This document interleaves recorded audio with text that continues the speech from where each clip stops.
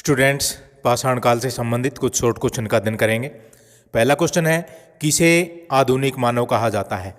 इसका सही उत्तर है सी, होमोसैपियंस। होमोसैपियंस का उदय उच्च पुरापाषाण काल में हुआ। मानव विकास के क्रम में रामापिथेकस, ऑस्ट्रेलोपिथेकस, होमो हैबिलस, होमो इरेक्टस और निएंडरथल के बाद स्थान आता है। नेक्स्ट क्वेश्चन, होमोसैपियंस को अन्य किस नाम से जाना जाता है? ए, ज्ञानी मानव, बी, भाला मानव और सी, क्रो-मैग्नन मानव। तो सभी नामों से इसे जाना जाता है। इस मानव ने कृषि और पशुपालन करना शुरू किया। इसके अवशेष फ्रांस के क्रो-मैग्नन नामक स्थान से मिले हैं, इसलिए इसे क्रो-मैग्नन मानव भी कहा जाता है। नेक्स्ट क्वेश्चन, क्रो-मैग्नन मानव के अवशेष किस देश के क्रो-मैग्नन नामक स्थान से मिले हैं?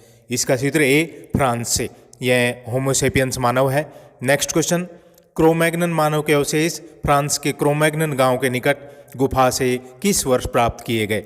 इसका सही उत्तर है बी, 1868 ईस्वी में। नेक्स्ट क्वेश्चन, निएंडरथल मानव की कपाल क्षमता कितनी थी?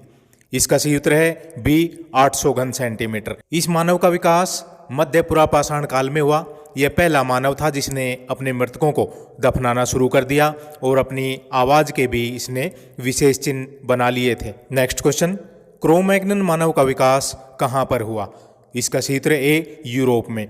फ्रांस के क्रो-मैग्नन नामक स्थान से इसके अवशेष मिले हैं। फ्रांस यूरोप महाद्वीप का देश है। नेक्स्ट क्वेश्चन, होमोसैपियंस मानव का उदय कब हुआ? इसका सही उत्तर डी, लगभग 30,000 वर्ष पूर्व। पुरापाषाण काल को 3 भागों में बांटा गया है, निम्न पुरापाषाण, मध्य पुरापाषाण और उच्च पुरापाषाण। उच्च पुरापाषाण काल का समय 40,000 से 10,000 वर्ष पूर्व तक माना गया है, तो होमोसैपियंस का उदय उच्च पुरापाषाण काल में हुआ। नेक्स्ट क्वेश्चन, 1891 ईस्वी में जावा के ट्रिनिल नामक स्थान से किसने मानव के अवशेष प्राप्त किए थे? इसका सही उत्तर है सी, यूजिन डुबाय। इसने जावा मानव के अवशेष प्राप्त किए। जावा मानव के बारे में कहा जाता है कि इसने अग्नि का आविष्कार किया था। जावा मानव को पिथकैंथ्रोपस नाम से भी जाना जाता है। नेक्स्ट क्वेश्चन, निम्नलिखित में से किस मानव का संबंध होमोसैपियंस शाखा से था? ए, क्रो-मैग्नन मानव। इसके अवशेष फ्रांस से 1868 में प्राप्त किए गए। बी, संसलाद। यह भी फ्रांस का स्थान है। यहाँ से 1888 ईस्वी में मानव के अवशेष प्राप्त किए गए, जो होमोसैपियंस शाखा से है। ग्रीमाल्डी, जो इटली में है, यहाँ से 1901 में इस मानव के अवशेष प्राप्त किए गए। कोम्बकापेल फ्रांस का स्थान है। यहाँ से 1909 ईस्वी में होमोसैपियंस मानव के अवशेष प्राप्त किए गए। इसका सही उत्तर है ई, सभी उपरोक्त होमोसैपियंस शाखा के मानव हैं। नेक्स्ट क्वेश्चन, पुरापाषाण काल का समय कितना माना जाता है? इसका सही उत्तर ए, विश्व स्तर पर 25 लाख से 10,000 ईसा पूर्व तक का समय पुरापाषाण काल का समय माना गया है। नेक्स्ट क्वेश्चन, किस विद्वान ने इतिहास को एक विज्ञान बताया है? इसका सही उत्तर A, J B. Bury, B, A L. Rouse, C, Wilhelm Dilthey और डी, प्रोफेसर वाल्स। इसका सही उत्तर ई, सभी ने इतिहास को एक विज्ञान बताया है। नेक्स्ट क्वेश्चन, इतिहास एक अद्वितीय प्रकार का ज्ञान है और यह मानव के संपूर्ण ज्ञान का स्रोत है। ये शब्द किसने कहे हैं? इसका सही उत्तर है B, RG. Collingwood. Next question, मानव जीवन का सबसे लंबा समय किस काल के अंतर्गत व्यतीत हुआ?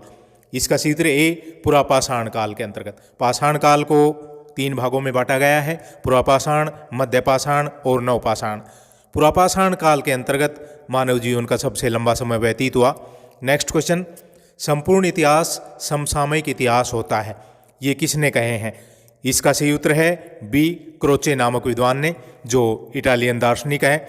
इनका कहना है कि प्रत्येक इतिहासकार इतिहास को वर्तमान के नज़रिए से देखता है, वर्तमान समस्याओं के संदर्भ में इतिहास का अवलोकन करता है, इसलिए इन्होंने कहा है कि संपूर्ण इतिहास समसामयिक इतिहास होता है। नेक्स्ट क्वेश्चन, किस विद्वान ने कहा है कि संपूर्ण इतिहास विचारधारा का इतिहास होता है? इसका सही उत्तर सी, आर.जी. कोलिंगवुड। इनका कहना है कि मानव किसी भी काम को करने से पहले उस पर विचार करता है और फिर उस काम को करता है। इस आधार पर इन्होंने कहा है कि संपूर्ण इतिहास विचारधारा का इतिहास होता है।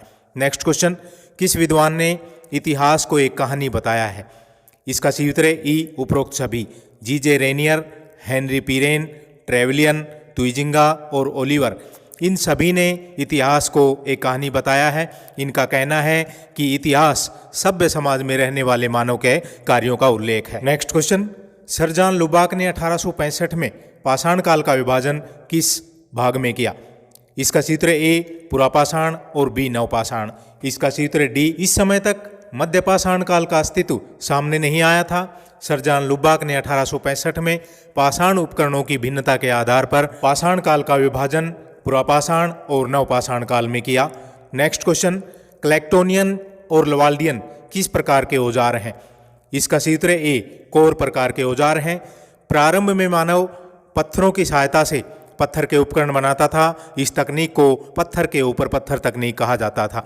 इसमें पत्थर का जो बड़ा भाग शेष बचता था उसे कोर कहा जाता था। ये प्रमुख रूप से निम्न पुरापाषाण काल के औजार थे। नेक्स्ट क्वेश्चन, किस स्थान से प्राचीन काल के आग के प्रमाण मिले हैं?